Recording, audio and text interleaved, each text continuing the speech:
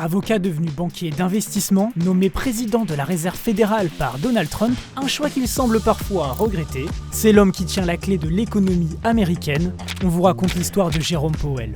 It looks like it's about 3.1 billion. It went up a little bit, or a lot. So the 2.7 is now 3.1. I'm not aware of that. Yeah, it just came out.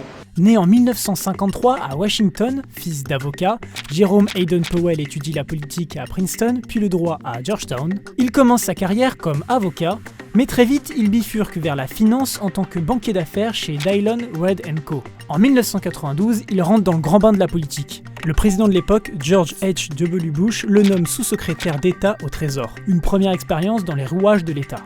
Il poursuit sa carrière dans le privé jusqu'à devenir associé du grand groupe d'investissement Carlyle, l'un des plus grands fonds américains. Considéré comme un républicain modéré, il est nommé par Barack Obama en 2012 au conseil des gouverneurs de la Fed, la banque centrale américaine. Le comité supervise les 12 banques de la Réserve fédérale et assure la bonne application de la politique monétaire. En 2018, Donald Trump le propulse à la tête de la Fed pour succéder à Janet Yellen. Powell devient alors l'homme chargé de fixer les taux d'intérêt et veille à la stabilité économique du pays.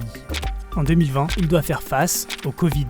Powell prend alors une décision historique, il abaisse les taux directeurs à quasi zéro, injecte des milliers de milliards de dollars pour soutenir les entreprises et les ménages, et lance des rachats massifs d'actifs financiers. Jamais la Fed n'avait agi avec une telle ampleur et aussi vite. Résultat, un effondrement évité, mais cette politique massive a aussi alimenté un autre problème, l'inflation qui explose après la reprise. Et si au départ tout semble bien se passer entre Powell et Trump, la situation va vite basculer. Trump reproche à Powell de ne pas baisser assez vite les taux d'intérêt pour de nouveau stimuler l'économie. Il le surnomme même Mr. Too Late, se dit favorable à une action en justice majeure contre lui, oubliant qu'il l'avait lui-même nommé. Sur son réseau social Truth, il a publié en moyenne 3 messages incendiaires contre la Fed et son gouverneur chaque mois cette année. Malgré toutes ces tensions, Jérôme Powell reste à la tête de la Fed après que Joe Biden l'a reconduit pour un second mandat jusqu'en 2026.